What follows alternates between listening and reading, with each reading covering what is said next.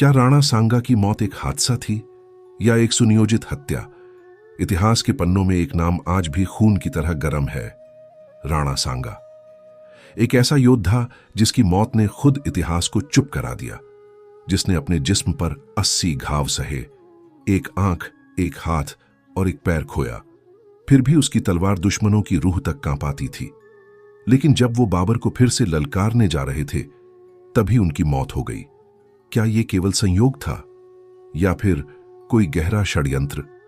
आइए कुछ पन्ने पलटते हैं।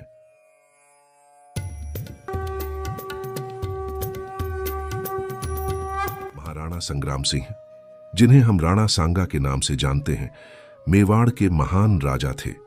उनका बचपन संघर्षों में बीता, लेकिन जैसे जैसे समय बीता, उनकी तलवार की धार और निर्णयों की गंभीरता बढ़ती गई।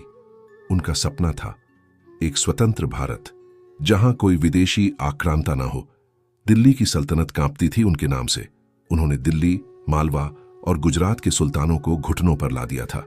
फिर आया साल 1527। भारत में एक नया नाम उभरा, बाबर। राणा सांगा को लगा ये भी एक और विदेशी आक्रांता है, और तभी हुआ खानवा का युद्ध। राणा सांगा के पास राजपूतों की विशाल सेना थी, बाबर के पास था तोपखाना और बारूद। युद्ध हुआ, भयंकर हुआ, और बाबर ने छल और तोपों की ताकत से राणा को पराजित कर दिया। लेकिन राणा हार मानने वालों में से नहीं थे। उन्होंने कहा, मैं फिर से लौटूंगा।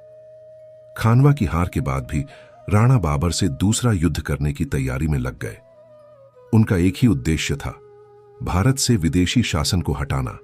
लेकिन तभी कुछ अजीब होने लगा। राणा बीमार पड़ गए, हालत बिगड़ती गई, और कुछ ही समय में वो दुनिया को अलविदा कह गए। इतिहास यहीं एक मोड़ लेता है।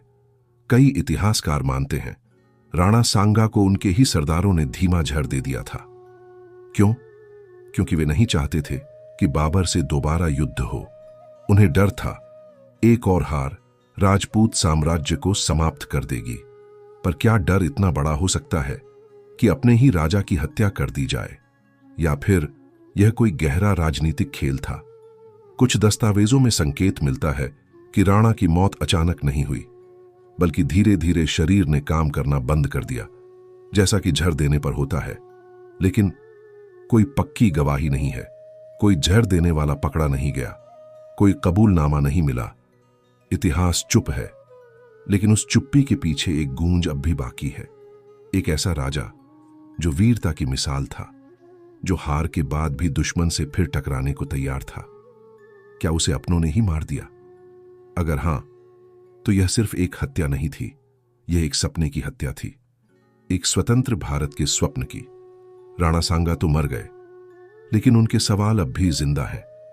क्या इतिहास के पन्नों में यह रहस्य कभी उजागर होगा? आपका क्या मानना है? क्या राणा सांगा को झर दिया गया था? कमेंट में जरूर बताएं। ऐसी ही ऐतिहासिक कहानियों और रहस्यों के लिए जुड़े रहिए कथा कहानी के साथ। चैनल को सब्सक्राइब करें, वीडियो को लाइक और शेयर जरूर करें। अभी तो इतिहास के पन्नों में बहुत कुछ बाकी है। अगले वीडियो तक अपना ख्याल रखिए। नमस्कार।